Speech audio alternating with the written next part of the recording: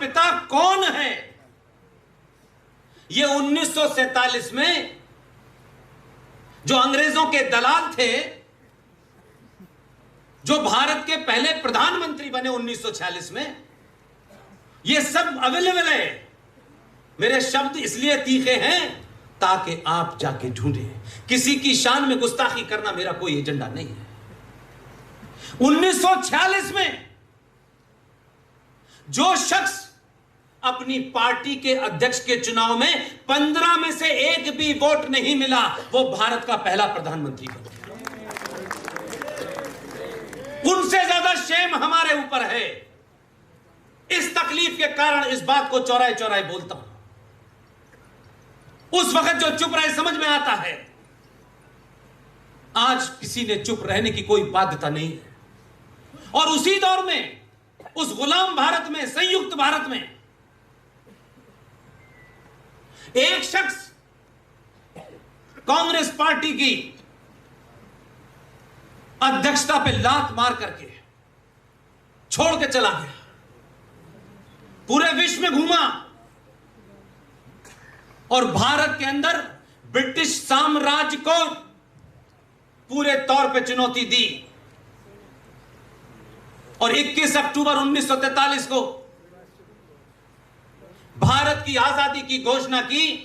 Currency भी चलाई, radio भी चलाया, स्टाम्प भी चलाया और दुनिया के 11 राष्ट्रों ने, जिसमें से एक आज का यूएसएसआर है, मान्यता दी। लेकिन हमने सुभाष चंद्र बोस और फूल वाले चाचा के बीच में फूल वाले चाचा को चुना। यह हमारे अंदर का लालच और कायरता दिखाती है। हमें बहादुर थे, ऐसा नहीं था कि आज ही कुछ बयानवीर पैदा हो गए हैं। उस वक्त भी आपके बीच में बहादुर थे। आपने बहादुरों को बहादुर नहीं कहा। लेकिन बोलते रहिए, जोर जोर से बोलते रहिए। इस लालच में मत रहिए कि मेरा बोला हुआ मुख्यमंत्री सुन लें, तो टेलीफोन करके बुलाएं कि देवरिया से टिकट ले लो। कोई नहीं सुनेगा। तब भी जो यूरोप के लोग बार बार ये कहते थे कि भारत की 21वीं सदी भारत की है, हमारे यहां भारतीय कहते थे अच्छा 21वीं सदी है, तो और तान के सो जाते थे। वो समझ रहे थे कोई 21वीं सदी आएगी, भारत कुछ मिलेगा, इन्हें प्लेट में रख के और खा लेंगे। यही 21वीं सदी के बारे में जो आपसे पूरी दुनिया कह रही थी कि 21वीं सदी भारत की होगी, यही है कि आपको इस संचार क्रांति ने 700-800 साल से जो आपने अपने अंदर आग दबा रखी थी, उसको जोर जोर से बोलिए। और उसके बोलने के कारण ही इस संचार क्रांति के माध्यम से आपने पहली बार अपने दिल पे हाथ रखिए। सच अपने आप से बोलिए, किसी सार्वजनिक मंच पे बोलने की आवश्यकता नहीं। आपने पिछले 70 सालों में वोट देने से पहले अपनी जाति, उम्मीदवार की जाति, कौन सी पार्टी, किस दलित की है, पिछड़ों की है, ठाकुर है, बनिया है, ब्राह्मण है, वगैरह वगैरह वगैरह करके आपने वोट दिया था। कोई और जिम्मेदार नहीं है। ऐसे ऐसे आपने देश के प्रधानमंत्री चुने, ऐसे ऐसे चुने। आज हम बात करते हैं कि हम आचार्य चाणक्य के वंशज हैं, हम चंद्रगुप्त के वंशज हैं। ये हम कह तो सकते हैं, लेकिन वोट हमने इन 70 सालों में यादव, ब्राह्मण, ठाकुर, बनिया होके दिया। इस संचार क्रांति ने आपके अंदर से भ्रांतियां खत्म की और 2014 इसलिए पैदा हुआ कि पहली बार आपने सनातनी होके वोट दिया।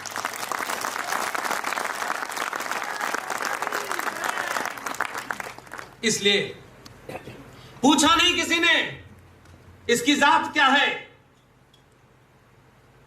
क्या हो गया आपको, इसलिए नहीं पूछा कि आपको पहली बार बोध हो गया कि हम प्रधानमंत्री चुन रहे हैं, बेटी के लिए लड़का नहीं चुन रहे हैं। और जब आप बदले तो सत्ता पे बैठने वालों को इस बात का पता है कि सनातनियों ने सड़क बनाने के लिए नहीं चुना है। समझ गए वो क्या बनाने के लिए चुना है? यही वजह है 1995 में भारत का प्रधानमंत्री पुर्तगाल गया। वहां बहुत से गुजराती रहते हैं जो मेरे टच में हैं। पुर्तगाल छोटा सा देश है, एक खिलाड़ी की वजह से दुनिया जानती, बाकी किसी को पता नहीं। लेकिन हमारा दुर्भाग्य है कि इस पूरे कालखंड में 450 साल तक पुर्तगालियों ने हमारे ऊपर राज किया। गोवा में वो दास्तान जाके देखिए, वो खंबा खड़ा हुआ है। हम जाते हैं गोवा में किस लिए? कि जो काम यहां नहीं कर पा रहे वहां करेंगे। इसके अलावा कोई और एजेंडा है आपका? गोवा जाइए, खूब कूदिए पानी में, लेकिन वहां आप वो भी देखिए जो मुझे दिखता है। मैं तो अभी एक फंक्शन में गया, मेरी आंखों को कुछ और दिखता ही नहीं है। वहां एक खंबा मिला मुझे, उस खंबे की कहानी पता की मैंने। फिर मुझे दो राइटर्स ने, पत्रकारों ने बताया, उनके मत को मानने को तैयार नहीं होता था, उसके दोनों हाथ बांध करके काट दिए जाते थे, इसलिए उस पोल का नाम है हथकतलू। हजारों ब्राह्मणों के हाथ काटे गए। वहीं पर एक कुआं बना हुआ है। पूरा इतिहास ऐसा नहीं है कोई हजारों साल पुराना हो। उस कुएं में हमारी माएं, बहनें, बेटियां अपनी लाज बनाने के लिए कूद गई। हर जगह आपको वो दिखता है, मुझे कुछ और दिखता है, क्योंकि मेरी निगाह बिगड़ गई है। इसलिए हर दिन चलते फिरते कोई और ख्याल आता ही नहीं जिंदगी में। और आज के युवा अगर यहां बैठे हैं, हमने भी एक मध्य वर्गीय परिवार में जन्म लिया, कैरियर बनाया, और बीच पीक में उस कैरियर को छोड़ा। लेकिन पूरी ईमानदारी के साथ आपको बात कहना चाहता हूं कि जीवन के कई सफर निकले, स्कूल, कॉलेज, हुल्लड़बाजी, ये नौकरी, लेकिन 2013 से आज तक का दिन इतना संतुष्टि भरा है कि इसके अलावा कुछ है ही नहीं। इसलिए जिन लोगों को लगता है कि राष्ट्रवाद की परिभाषा कुछ और है, कुछ भी नहीं है।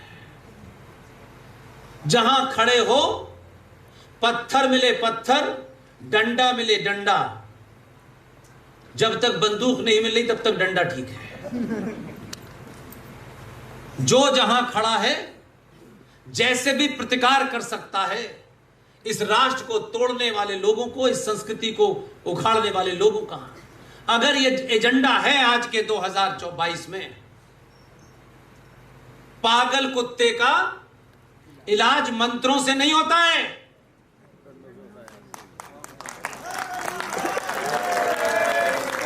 कोई कंफ्यूजन नहीं है। पागल कुत्ते को आखिर में गोली मारनी पड़ती है, अच्छा लगे या न लगे।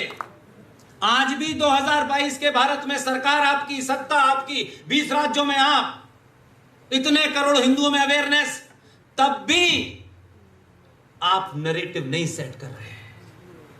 आज भी क्या हो रहा है? वो तय करते हैं नुपुर का सर तन से जुदा, वो ये तय करते हैं, और हम फेसबुक पे लिख करके उनका प्रतिकार करते हैं। न सरकार उनकी, न व्यवस्था उनकी, उसके बावजूद भी गलत बात के ऊपर, झूठी बात के ऊपर, उन्होंने जो संसद में कानून पास हुआ, जिस पर राष्ट्रपति ने साइन किए, उस कानून के खिलाफ उन्होंने एक मूवमेंट बना दिया। एक छोटी सी जगह से सरकार कुछ नहीं कर पाई, न्यायपालिका कुछ नहीं कर पाई, और कहा कि हम इसे नहीं मानेंगे। लेकिन उनका कॉन्फिडेंस देखिए। अभी हाल में हमारे साथी, युवा साथी, विष्णु शंकर जैन जो सुप्रीम कोर्ट के वकील हैं, जिनके पिताजी हरिशंकर जैन, जिन्होंने राम जन्मभूमि के ऊपर एक ऐतिहासिक फैसला उनके कारण हुआ था, जब उसने बाबा की खोज कर ली मस्जिद के अंदर, तो आपने देखा ये छोटे भाई का पजामा बड़े भाई का कुर्ता पहने टेलीविजन पे बैठे और धारा प्रवाह।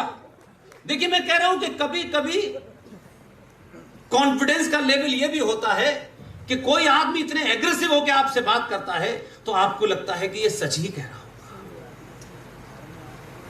टेलीविजन पे भी हाल की घटना का जिक्र मैं आपके सामने कर, यह नैरेटिव नहीं चला, नहीं रखा,